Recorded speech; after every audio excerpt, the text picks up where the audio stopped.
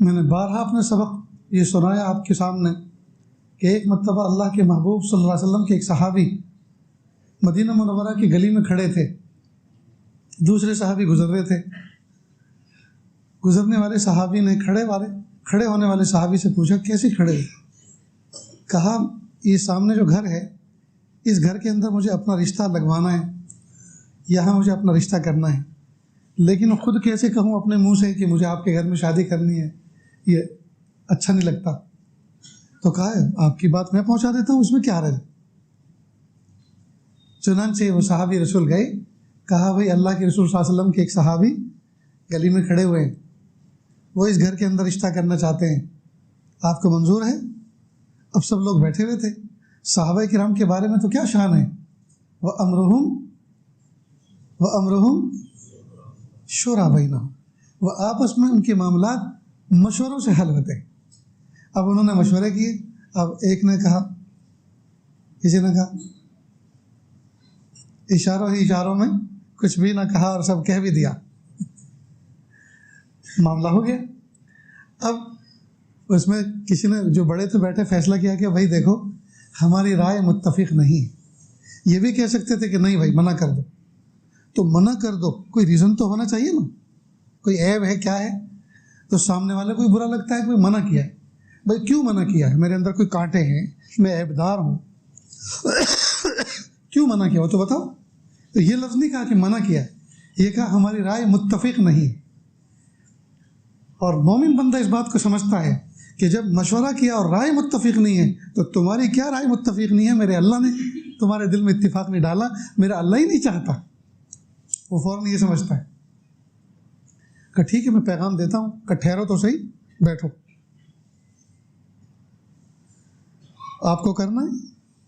تو یقیناً صحابی رسول تھے، اپنے معاملات اللہ کی طرف متوجہ ہو کر حل کرتے تھے، یقیناً دل میں متوجہ ہوئے ہوں گے، استخارہ کیا ہوگا، اللہم اغفر لی واغفر لی کہا ہوگا، فوراً ٹھیک ہے، بس اسی وقت نکاح ہو گیا۔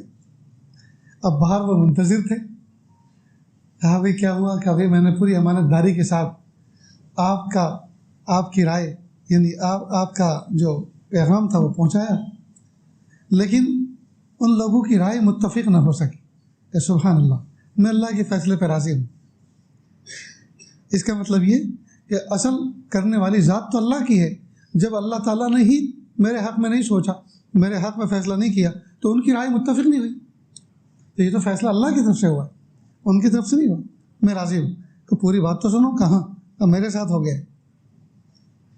آج کے دور کی بات ہوتی اور آپ میں سے ہی کوئی ہوتا لڑ پڑتا اور کہتا سنو، ہاتھ پکڑ کے چلو میرے سامنے، میں دیکھتا ہوں ان کو کیسے اس کے ساتھ کر دیا، اور تو نے جو ہے کس طرح سے ترجمانی کی، اپنا کام بنوایا، میرا بگاڑا تو نے، میرا خیر خواہ بن کے۔ پہلے تو اس سے لڑتے، پھر ان سے کہتے کہ بھائی اس میں کون سے سرخاب کے پر تھے اور میرے اندر کون سے کانٹے ہیں کہ مجھ سے نہیں کیا، اس سے کر دیا، ہوتی کہ نہیں لڑائی؟ لیکن وہ صحابہ بنے ہوئے تھے، اندر سے بنے ہوئے تھے۔ تو دیکھیے اس میں دو باتیں ہوئی، ایک تو یہ کہ مشورہ کر کے کام کیا، اور دوسری بات یہ ہے کہ اللہ کے فیصلے پہ راضی رہے، اور تیسری بات یہ کہ نکاح اتنا آسان ہے۔ میں تو کہا کرتا ہوں، میرے استاد محترم حضرت مولانا سید ذوالفقار صاحب رحمۃ اللہ علیہ فرمایا کرتے تھے کہ نکاح تو کتنا آسان ہے۔ قاضی کہتا ہے بھائی تلوار خاں کی لڑکی، بندوق خاں کا لڑکا، کہو تم نے قبول کی؟ کہ جی میں نے قبول، ہو گیا، جاؤ کھیلتے ہو جاؤ، ہے نہیں کتنا آسان ہے؟ لیکن میرے پیارے نوجوان بچوں، کیوں ہم نے اپنے خاص طور سے اس ریاست تلنگانہ میں کیوں ہم نے اس کو مشکل کر دیا ہے؟ کیوں ہم نے مشکل کر دیا؟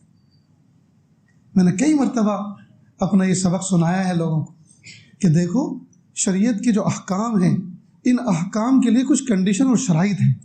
مثلا ظہر کی نماز، آج کی ظہر کی نماز اس وقت ہم پہ کسی پہ فرض نہیں، چاہے ہم مسافر ہوں کچھ بھی ہوں، ہم نے سوچا بھائی آج جلدی سے آج پڑھ لیتے پہلے بیفور ٹائم، اس لیے کہ گاڑی میں بیٹھ جائیں گے پھر گاڑی روکیں گے، نان اسٹاپ اپنے گھر جائیں، نہیں پڑھ سکتے، کیوں؟ ٹائم ہی نہیں ہوا، ٹائم ہی نہیں ہوا۔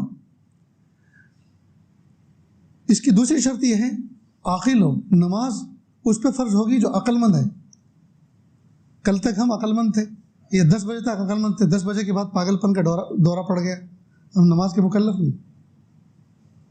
تو عاقل آدمی ہو تو اس پر نماز فرض ہے، معلوم ہوا پاگل پہ نماز فرض نہیں، بالغ پہ فرض ہے، نابالغ پہ فرض نہیں۔ نماز کا وقت ہونا ضروری ہے، وقت نہ ہو تو نکاح فرض نہیں، وہ نماز فرض نہیں۔